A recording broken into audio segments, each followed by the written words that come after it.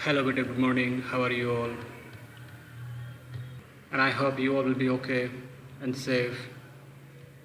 And your waiting may end very soon, beta, because the schools may open soon. And beta, very soon we will be sitting in front of each other in the class very soon. Okay? बहुत जल्दी हम एक दूसरे के सामने class में बैठकर पढ़ रहे होंगे, मैं उम्मीद करता हूँ।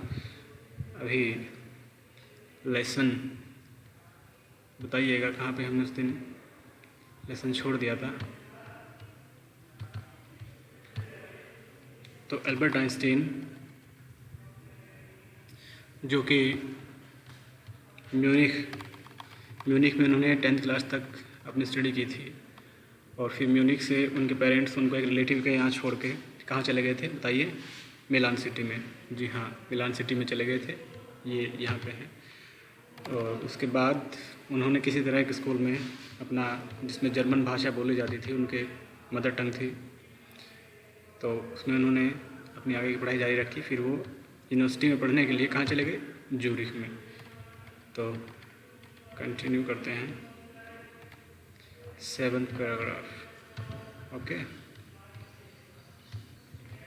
He also felt a special interest in a fellow student named Mileva Merrick, इसको अंडरलाइन कर लेना, Mileva Maric, whom he found to be a clever creature।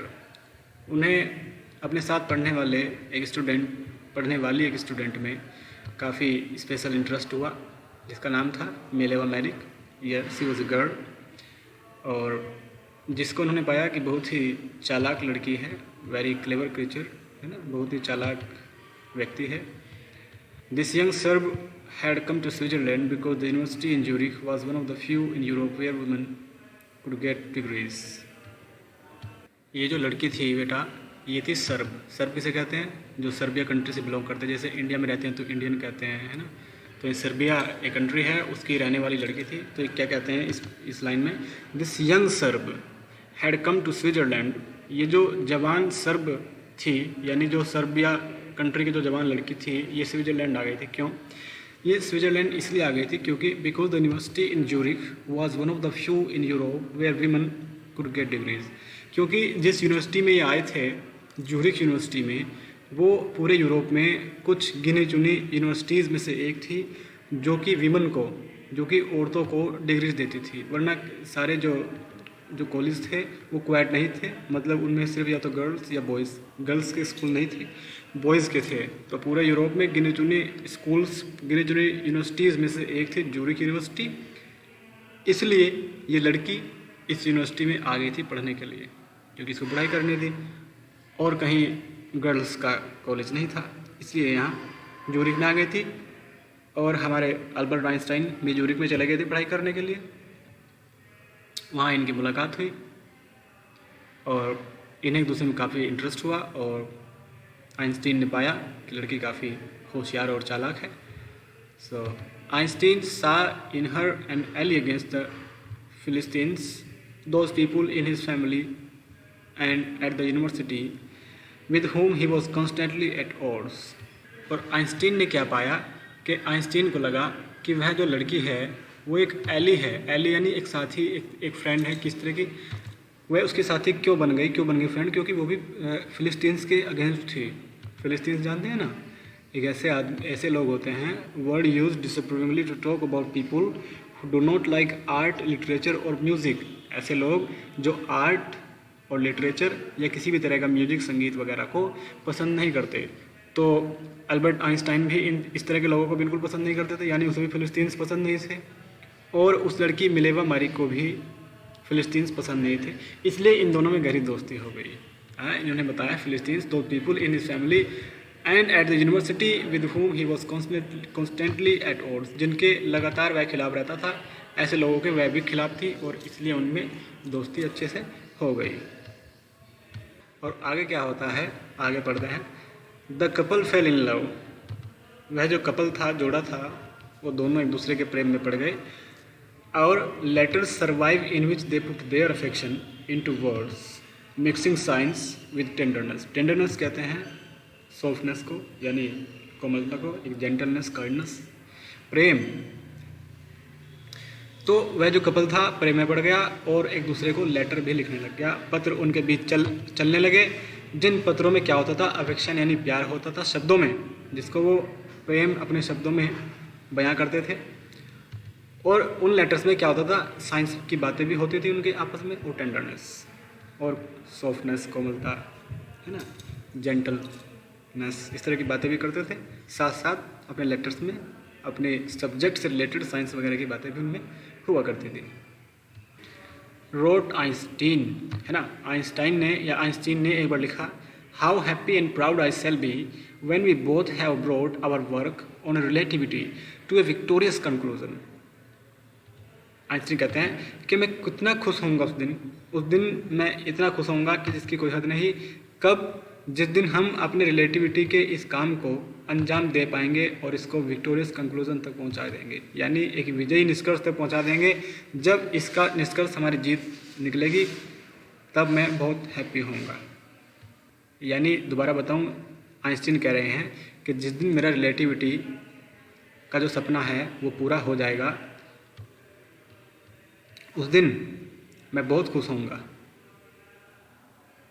और हम दोनों को साथ मिलकर यह पूरा करना है। नेक्स्ट पैराग्राफ देखते हैं, 8th। In 1900, at the age of 21, Albert Einstein was a university graduate and unemployed. साल 1900 में 21 साल की उम्र में एल्बर्ट आइंस्टीन एक यूनिवर्सिटी ग्रेजुएट हो गए थे, यानी इन्होंने ग्रेजुएशन कर ली थी यूनिवर्सिटी से, और वे अनएम्प्लॉयड भी थे, साथ साथ क्या थे, बेरोजगार थे। He worked as a teaching assistant, gave private lessons and finally secured a job in 1902 as a technical expert in the patent office in Bern. फिर क्या हुआ, he worked as a teaching assistant, उन्होंने 1900 में एक teaching assistant के रूप में काम भी किया, यानी प्राइवेट, है ना, एक प्राइवेट टीचिंग, सहायक अध्यापक जिसे कहते हैं, मतलब पूरा टीचर भी नहीं, असिस्टेंट ऑफ टीचर, है ना, उसके तरह इन्होंने काम किया। कहाँ पे, गेव प्राइवेट लेसन्स, उन्होंने प्राइवेट लेसन्स भी दिए बच्चों को, and finally secured a job in 1902, और बाद में इन्होंने अपनी जॉब सिक्योर कर ली 1902 में, यानी इनको जो है गवर्नमेंट जॉब मिल गई बेटा। कहाँ पे, as a technical expert in the patent office in Bern. Bern यानी स्विट्जरलैंड की ये कैपिटल है, याद रखेंगे, Bern is the capital of Switzerland, है ना, ये स्विट्जरलैंड की राजधानी है। और बर्न के एक पेटेंट ऑफिस में, ये पेटेंट ऑफिस किसे कहते हैं अभी बताऊंगा, बर्न के एक पेटेंट ऑफिस में इन्हें एज ए टेक्निकल एक्सपर्ट फिर जॉब भी मिल गई सरकारी। कब, 1902 में। इसको अंडरलाइन कर लेंगे, ये बात याद रखनी है, ठीक है। तो पेटेंट ऑफिस उसे कहते हैं जहाँ पे इन्वेंशन वगैरह किए जाते हैं, where the invention and the experiments are perform, जहाँ पे एक्सपेरिमेंट्स या फिर आविष्कार वगैरह किए जाते हैं उसे कहते हैं पेटेंट ऑफिस। ये बात आपको याद रखना है। अब उसके बाद आगे बढ़ते हैं बच्चे, आगे बढ़ते हैं। While he was supposed to be assessing other people's invention, जब वह दूसरे लोगों को आविष्कार करते हुए उनको जज करते थे या उनको देखते थे, है ना, एक्सपेरिमेंट या आविष्कार करते हुए उनको देखते थे दूसरे लोगों को, तब वो क्या करते थे, Einstein was actually developing his own ideas in secret. वह सीक्रेट में यानी गुप्त रूप से अपने आइडियाज़ को भी डेवलप करते थे। वो कहाँ उनको काम मिल गया, है ना, उनको काम मिल गया पेटेंट ऑफिस में। फिर जब दूसरे लोगों को वह आविष्कार करते हुए देखते थे तो वह उनको जज करते थे और सीक्रेटली, चुपचाप, बिना किसी को बताए अपने आइडियाज़ को, अपने विचारों को भी डेवलप करते थे, विकसित करते थे, सीखते थे कि ये लोग आविष्कार कैसे कर रहे हैं और मुझे कैसे करने हैं। He is sad to have jokingly called his desk drawer at work the Bureau of Theoretical Physics। उनके बारे में ऐसा भी कहा जाता है मजाक में, है ना, he is said to have jokingly, है ना, उनके बारे में मजाक में ऐसा भी कहा जाता है कि called his desk drawer at work the Bureau of Theoretical Physics, कि वो अपने डेस्क ड्रावर को, जो आपके घर में मेज है, डेस्क है, उसका जो ड्रावर होता है जिसको बाहर खींचते हैं ना पकड़ के, तो उस ड्रावर को अपने काम पे, जहाँ पे वो काम करते थे, वहाँ पे एक ड्रॉवर था, उसको वो क्या बोलते थे, ब्यूरो ऑफ थियोरेटिकल फिजिक्स। उस ड्रॉवर को वो ब्यूरो ऑफ थियोरेटिकल फिजिक्स बोलते थे। ब्यूरो यानी डिपार्टमेंट, ब्यूरो किसे कहते हैं बेटा, डिपार्टमेंट को। ब्यूरो ऑफ थियोरेटिकल फिजिक्स यानी सैद्धांतिक कहते हैं थियोरेटिकल को, है ना, यानी सैद्धांतिक फिजिक्स का डिपार्टमेंट उसको बोलते थे। एक छोटे से ड्राइवर को क्या बोलते थे, फिजिक्स का डिपार्टमेंट, थियोरेटिकल फिजिक्स का डिपार्टमेंट, है ना, जिसमें बहुत सारे सिद्धांत रखे हो, प्रिंसिपल्स रखे हो, नए नए एक्सपेरिमेंट्स की कोई प्लानिंग रखी हो, स्क्रिप्ट रखी हो, उसे बोलते हैं थियोरेटिकल फिजिक्स। तो 9, one of the famous papers of 1905 was Einstein's special theory of relativity, according to which, जिसके अनुसार time and distance are not absolute. एक बार फिर से मैं इस तरह से टुकड़ों में पढ़ रहा हूँ बेटा, जिससे आप इंग्लिश में ही इसका मीनिंग समझने की कोशिश करेंगे कि one of the famous papers of 1905, 1905 के मशहूर पेपरों में से एक, है ना, was Einstein's special theory of relativity. वो पेपर कैसा था, वो आइंस्टीन का स्पेशल थ्योरी ऑफ रिलेटिविटी का एक पेपर था जो 1905 में पब्लिश हुआ था। और उस पेपर के अकॉर्डिंग टू विच, जिसके अनुसार टाइम और डिस्टेंस एक जैसे नहीं रहते, यानी समय और स्थान, है ना, टाइम एंड स्पेस भी जैसे कहते हैं, है ना, टाइम और दूरी, ये एक जैसे नहीं रहते हर टाइम, ये एब्सोल्यूट नहीं होते, है ना। तो indeed two perfectly accurate clocks will not continue to show the same time if they come together again after a journey if one of them has been moving very fast relative to the other। देखो इन्होंने क्या कहा है कि वास्तव में indeed यानी in reality, है ना, really या in reality, two perfectly accurate clocks, बिल्कुल दो ऐसी घड़ियाँ जिसमें बिल्कुल एक्यूरेट टाइम्स एक जैसा हो, बिल्कुल समय मिला रखा हो, will not continue to show the same time, है ना, कि दो घड़ियाँ जिनका हमने टाइम एक साथ मिलाया हो, और जब उन्हें एक लंबी यात्रा के बाद, और जो यात्रा पूरी फास्ट स्पीड से की गई हो, उसके बाद अगर उनका टाइम मिलाएं तो टाइम अलग अलग मिलेगा, दोनों घड़ियों का टाइम अलग अलग चलता मिलेगा आपको, वेरिएशन होगा दोनों घड़ियों में, ये इन्होंने बताया। अब समझे ना, यदि उन दो घड़ियों में से एक घड़ी तो बहुत तेज़ रफ्तार से ट्रैवल कर रही है और एक अपनी जगह पर खड़ी है, तो दोनों में दूरी बदल गई ना, डिस्टेंस हो गया ना, स्पेस बदल गया, यानी स्थान बदल गया, जगह बदल गई।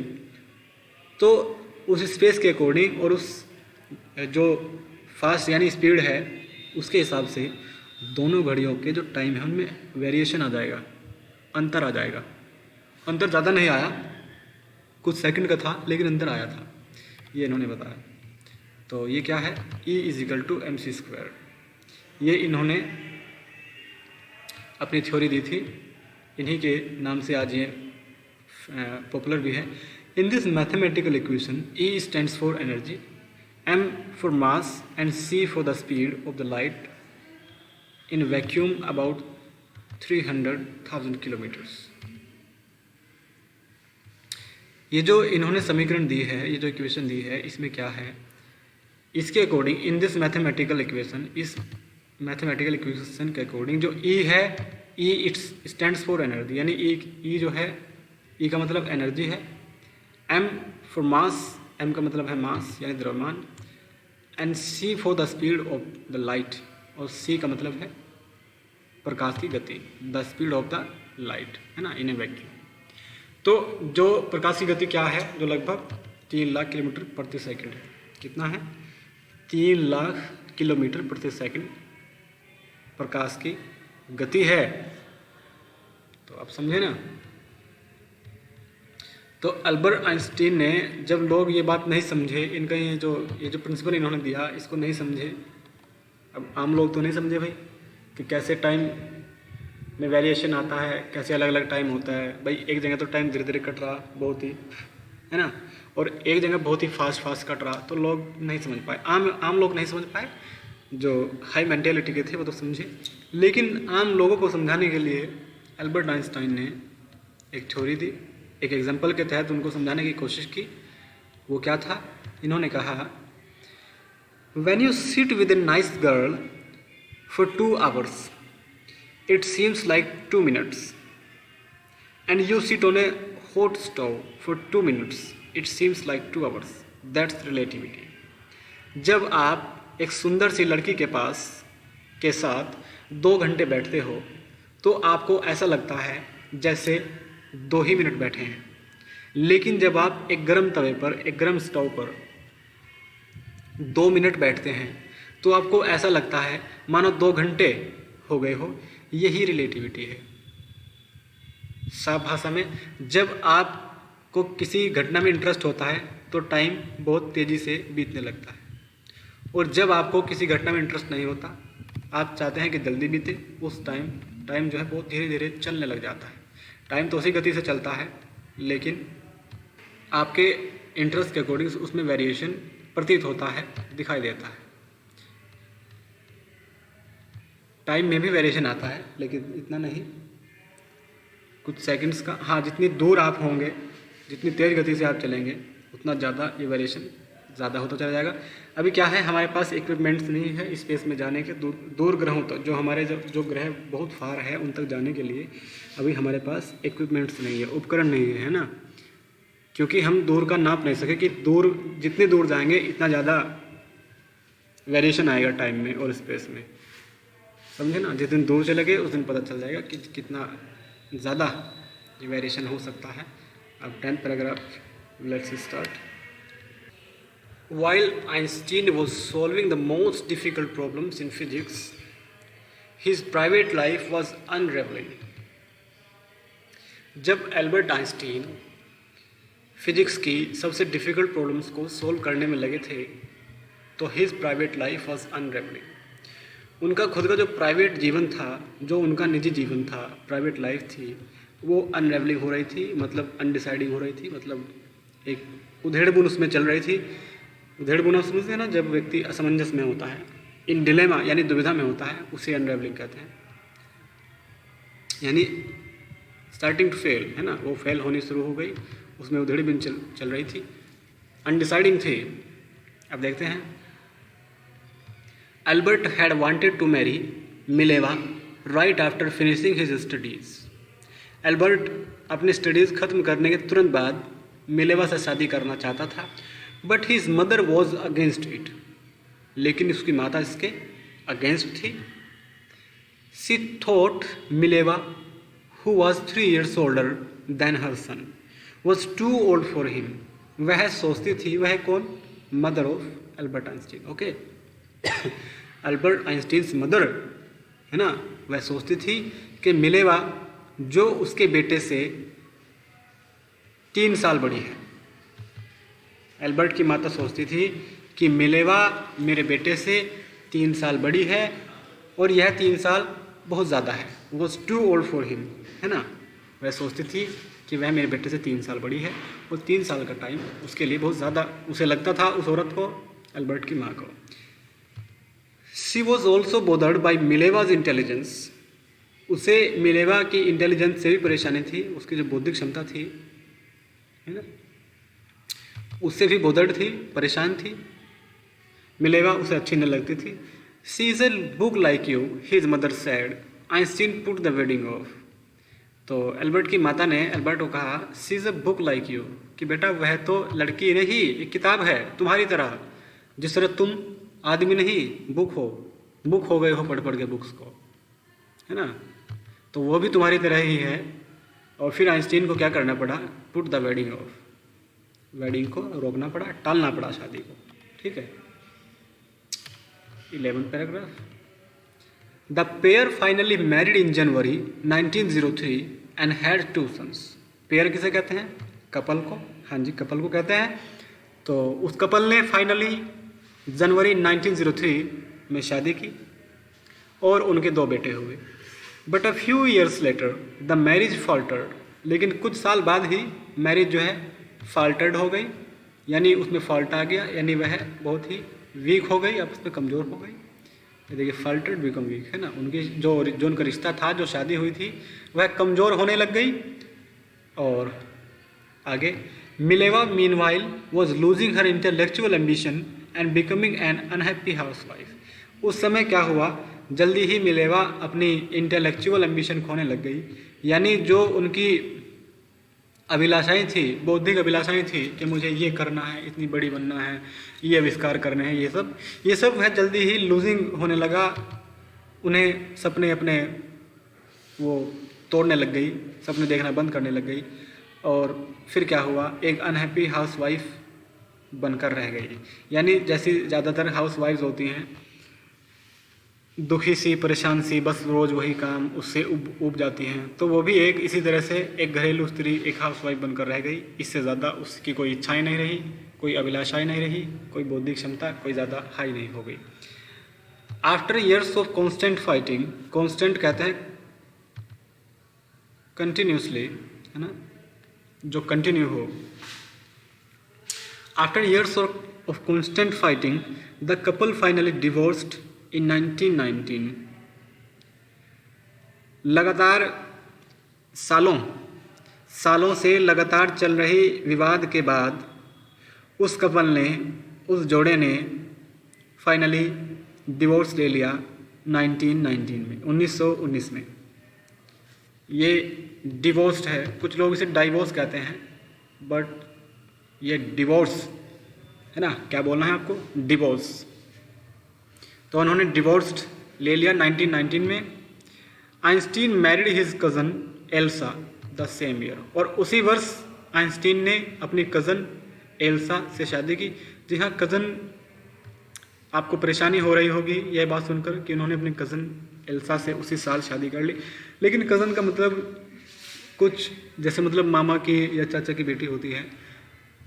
कुछ संप्रदाय ऐसे होते हैं जिनमें मामा की बेटी से शादी करना जायज़ होता है, वो कर लेते हैं, कुछ लोग नहीं करते, कुछ लोग बहन समझते हैं। तो ऐसा ही ये यहूदी भी करते हैं, इनके यहाँ हो जाती होगी शादी, तो इसलिए इन्होंने यहाँ कज़न से शादी कर ली उसी साल। कौन सा साल, 1919 में, when he got divorced from, किससे, मिलेवा से। जी हाँ, मिलेवा से। अब 12 paragraph. Einstein's new personal chapter coincided with his rise to world fame. Albert Einstein को एक चीज़ और ने फेमस किया, यानी उसका जो पर्सनल चैप्टर था वो एक और चीज़ से मेल खाया जो उसे कहाँ ले गया, rise to the fame, to world fame, यानी पूरे संसार में उनकी ख्याति बढ़ गई उनके एक और पर्सनल चैप्टर से। उन्होंने एक और खोज की, वो क्या था। 1915 he had published his general theory of relativity which provided a new interpretation of gravity। 1915 में, 1915 में उन्होंने अपनी एक और थ्योरी पब्लिश कराई जो थी जनरल थ्योरी ऑफ रिलेटिविटी, जिसने which provided a new interpretation of gravity, जिसने ग्रेविटी के बारे में एक नई व्याख्या उपलब्ध कराई।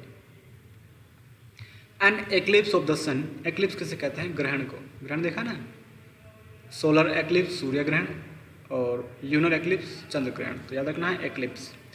And eclipse of the sun in 1919 brought proof that it was accurate.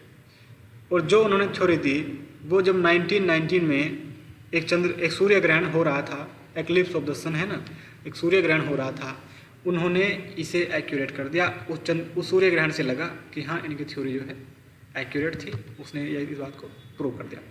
Einstein had correctly calculated in advance the extent to which the light from fixed stars would be deflected through the sun's gravitational field. उन्हें लग रहा था, उन्होंने गणना की, Einstein ने ठीक calculation की, ठीक गणना की, करेक्टली कैलकुलेट किया कि किसी सीमा तक, इन एडवांस द एक्सटेंट, किसी हद तक, which the light from fixed stars would be deflected through the sun's gravitational field. जो सूर्य का ग्रेविटेशनल फील्ड है, यानी जहाँ तक उसकी कैपेसिटी है ग्रेविटेशन चीज़ों को अपनी तरफ आकर्षित करने की, उसके भी ऊपर तक किसी दूसरे स्टार्स को जो फिक्स है, उसका जो प्रकाश है उसे डिफ्लेक्ट किया जा सकता है। यानी मैं आपको अपनी भाषा में समझाता हूँ, जैसे वो देख रहे थे एक तारा था, जैसे सूर्य ग्रहण चल रहा था, तो सूर्य ग्रहण के पीछे भी एक दूसरा तारा था, भाई सूर्य भी तो एक स्टार है ना, एक तारा है ना, तो उसके पीछे भी एक स्टार था। लेकिन सूर्य ग्रहण में क्या हुआ, जब सूर्य ग्रहण चल रहा था तो जो पीछे का उसका स्टार था वो सूर्य के ऊपर को दिख रहा था। यानी जब सूर्य उस तारे के आगे आ गया तो भाई प्रकाश दिखना नहीं चाहिए था उसका पीछे वाले का, क्योंकि ग्रहण में सूर्य बिल्कुल बिल्कुल ब्लैक सा हो जाता है। फिर जब सूर्य किसी तारे के आगे अड़ गया तो पिछला तारा दिखना नहीं चाहिए था, लेकिन वो फिर भी दिख रहा था ऊपर को। इसका मतलब क्या था कि जो पिछले वाले तारे की जो लाइट थी वो डिफ्लेक्ट हो रही थी। डिफ्लेक्ट मतलब समझते हैं change direction because it hit something, अपनी दिशा बदल देना किसी चीज़ में लगने के बाद। तो पिछले जो तारा था उसका प्रकाश पीछे से सूर्य में लग के और फिर सूर्य के ऊपर को आके दिख रहा था। अब समझे ना, ये उन्होंने बताया कि प्रकाश जो है डिफ्लेक्ट भी किया जा सकता है, उसका परावर्तन भी संभव है। अब तो आज आप फिजिक्स में पढ़ते होंगे कि डिफ्लेक्शन ऑफ लाइट, ये वो प्रकाश का परावर्तन, ये सब ये आइंस्टीन की ही देन है, ठीक है ना, उन्होंने ही इसकी खोज की थी। The newspapers proclaimed his work as a scientific revolution, और जो अखबार थे उन्होंने इस काम को प्रोक्लेम्ड किया एज अ साइंटिफिक रिवोल्यूशन, विज्ञान के जगत में क्रांति के रूप में। वहाँ के अखबारों ने उनके इस कार्य को सराहा, घोषणा की। अब देखते हैं 13th। Einstein received the Nobel Prize for Physics in 1921. He was showered with honors and invitations from all over the world and lauded by the press. Einstein को अपने इस फिजिक्स के कार्य के लिए 1921 में नोबेल प्राइज़ मिला और दुनिया भर से उन्हें सम्मान मिला, इनविटेशंस मिले सारे दुनिया से, और पूरी दुनिया की प्रेस ने उनकी जो है प्रशंसा की, उनको लाउड किया, है ना। लाउड यानी प्रशंसा करना, सराहना करना। पूरी दुनिया के प्रेस ने उनकी सराहना की, बड़ाई की। When the Nazis came to power in Germany in 1933, Einstein emigrated to the United States.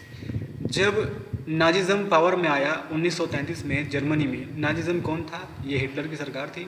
जब हिटलर 1933 में जर्मनी में पावर में आया तो आइंस्टीन कहाँ पे एमिग्रेट कर गए, कहाँ पे चले गए, यूनाइटेड स्टेट्स में चले गए, यानी अमेरिका में चले गए।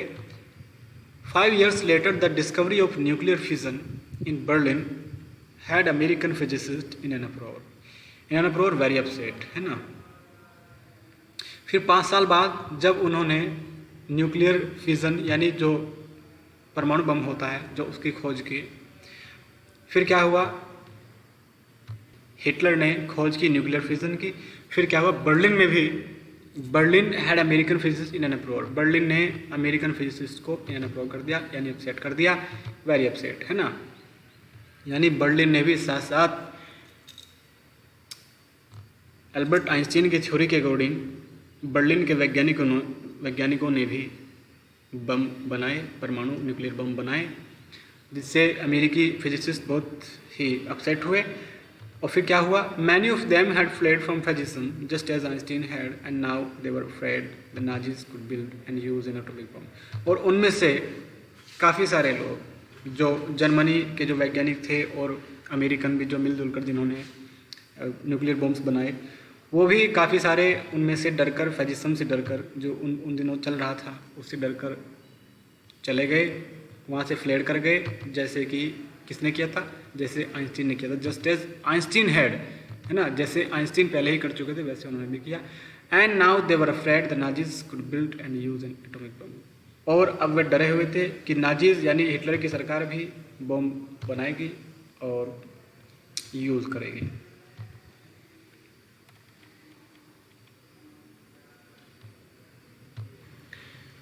paragraph.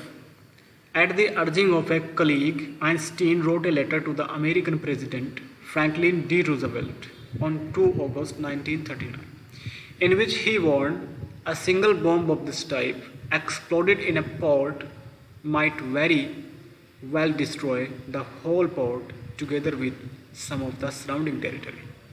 एक अपने कलीग के प्रार्थना करने पर, अर्जिंग करने पर, अर्ज यानी कहना, प्रार्थना करना, याचना करना, कलीग यानी हु वर्क टुगेदर, जो साथ में काम करते हैं।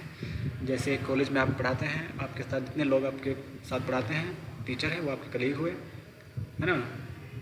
तो कलीग का मतलब होता है जहाँ आप काम करते हैं, आपके साथ काम करने वाले लोग। तो जो आइंस्टीन के साथ काम करते थे, उनमें से एक कलीग के प्रार्थना करने पर आइंस्टीन ने American president Franklin D Roosevelt को 2 अगस्त 1939 को एक पत्र लिखा, जिसमें उन्होंने उसे प्रेसिडेंट को चेतावनी दी कि इस तरह का एक सिंगल बॉम्ब भी अगर आप किसी पोर्ट को एक्सप्लोर करना चाहते हैं, पोर्ट पर आप इसको यूज़ करना चाहते हैं, तो ये उस पोर्ट के साथ साथ उसके साथ के जो सराउंडिंग टेरिटरी है, जो उसके आसपास के भी जो क्षेत्र हैं, उन्हें भी तबाह कर देगा, इसका यूज़ मत करना। उन्होंने उसको चेतावनी दी। His words did not fail to have an effect. And his words did not fail to have an effect. The Americans developed the atomic bomb in a secret project of their own and dropped it on the Japanese cities of Hiroshima and Nagasaki in August 1945. उनके शब्दों का प्रभाव तो पड़ा। His words did not fail to have an effect. उसके शब्द असफल नहीं हुए प्रभाव डालने में। भाई उन्होंने चेतावनी दी, अमेरिकन्स ने यह बात तो मानी, लेकिन उन्होंने क्या किया, फिर उन्होंने सीक्रेटली वो बम बनाए। The Americans developed the atomic bomb in a secret project, है ना, ऑफ देयर आउन। उन्होंने खुद बिना किसी की सहायता के सीक्रेटली वो बम बनाए, उस प्रोजेक्ट पर काम किया और उन बम को कहाँ पे ड्रॉप कर दिया, जापानीज सिटीज़ पर, जापान के 2 शहरों पर, जिनका नाम था हिरोशिमा और नागासाकी, 1945 के अगस्त में। 16 paragraph. Einstein was deeply shaken by the extent of the destruction. इस तबाही से वह अंदर तक हिल गए। जो तबाही हुई, उन्होंने जो परमाणु का आविष्कार किया था, इस परमाणु की वजह से हुई तबाही ने उन्हें अंदर तक झकझोर कर रख दिया, शेकन कर दिया, हिला कर रख दिया deeply. This time he wrote a public missive to the United Nations. इस बार उन्होंने यूनाइटेड नेशंस को यानी अमेरिका को पब्लिक मिसिव लिखा।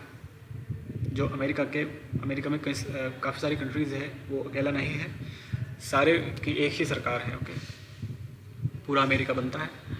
तो अमेरिका की सारे जो जितनी भी कंट्रीज़ थी, उन सबको एक लेटर लिखा, extent he wrote a public missive, है ना, पब्लिक मिसिव लिखा। मिसिव यानी letter, specially long and official, specially काफ़ी लंबा लेटर और ऑफिशियल होता है। वो उन सारी कंट्रीज़ को लिखा। In it he propose the formation of a world government. उन्होंने उसमें प्रपोजल दिया कि आप पूरे वर्ल्ड की एक गवर्नमेंट बनाई जाए, उस गवर्नमेंट पर पूरी दुनिया की सहमति से एक गवर्नमेंट होनी चाहिए जो दुनिया का भला बुरा सोचती हो। और unlike the letter to Roosevelt, this one made no impact. और रूजवेल्ट के पत्र की तरह इसने भी कोई प्रभाव नहीं छोड़ा। But over the next decade Einstein got over more in politics. और फिर अगले कुछ दशकों के बाद, है ना, अगले दशक के बाद यानी अगले 10 साल के बाद आइंस्टीन एक पॉलिटिक्स में शामिल हो गया। Politics agitating for an end to the arms buildup and using his popularity to campaign for peace and democracy. एक उन्होंने कंपेन चलाया, एक आंदोलन चलाया जो कि पूरे दुनिया भर में शांति और डेमोक्रेसी के लिए था। 17.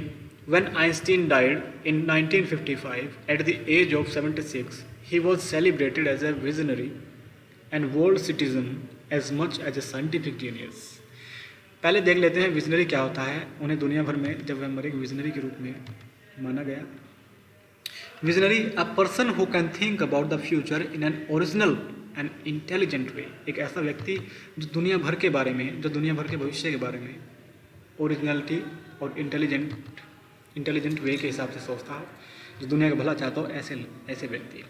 तो जब आइंस्टीन 1955 में 1955 में 76 ईयर्स की एज में मरे, तो दुनिया भर में उनकी इस मौत को एक विजनरी की मौत माना गया, एक वर्ल्ड सिटीजन की मौत माना गया, किसी एक कंट्री के नहीं। ऐसा नहीं कि वो तो जर्मन के है कि जर्मन का एक साइंटिस्ट मर गया या इंडिया का कोई साइंटिस्ट मर गया, ऐसा नहीं। वो वर्ल्ड सिटीजन के रूप में उनकी डेथ को माना गया। और एक ऐसा लगा कि एक विजनरी की मौत हुई है, एक ऐसे व्यक्ति की जो दुनिया भर के फ्यूचर के बारे में सोचता है, और साथ साथ एक जीनियस साइंटिस्ट की भी मौत हो गई. So that was the lesson of Albert Einstein. That was very interesting and necessary also, and very important. इस तरह से अंत हो गया दुनिया के एक महान वैज्ञानिक का. और जैसा आपने देखा कि इन्होंने जो मतलब न्यूक्लियर्स का इन्वेंशन किया था, जब हिरोशिमा और नागासाकी पर वो बॉम्ब ड्रॉप किए गए तो इन्हें बहुत ही पछतावा हुआ. इन्होंने अपना बहुत ही पश्चाताप वहाँ के न्यूज़पेपर्स में जाहिर किया और ये भी माना कि गलती से ये सब मुझसे पुरस्कार मुझे करना ही नहीं चाहिए था. मैंने सारे इम्पोर्टेंट जो फैक्ट्स हैं उनको अंडरलाइन कराया है बेटा, और एनसर्कल कराया है. आप फिर से एक बार इस लेसन को रिपीट करेंगे घर पे, and question and answers will be send to you by tomorrow. And जो एग्ज़ाम आपका अभी हेल्ड होगा उसमें ग्रामर से letters, notice, active and passive voices और मॉडल्स, ये सारी चीज़ें आएंगी. और 20 मार्क्स का रीडिंग कंप्रहेंशन आएगा और लिटरेचर आएगा. तो आपको बड़े ध्यान से प्रिपरेशन में लग जाना है. टाइम बहुत ही कम है आपके पास. So thank you for listening me and good bye बच्चे. Take care of you. अपना ध्यान रखिएगा.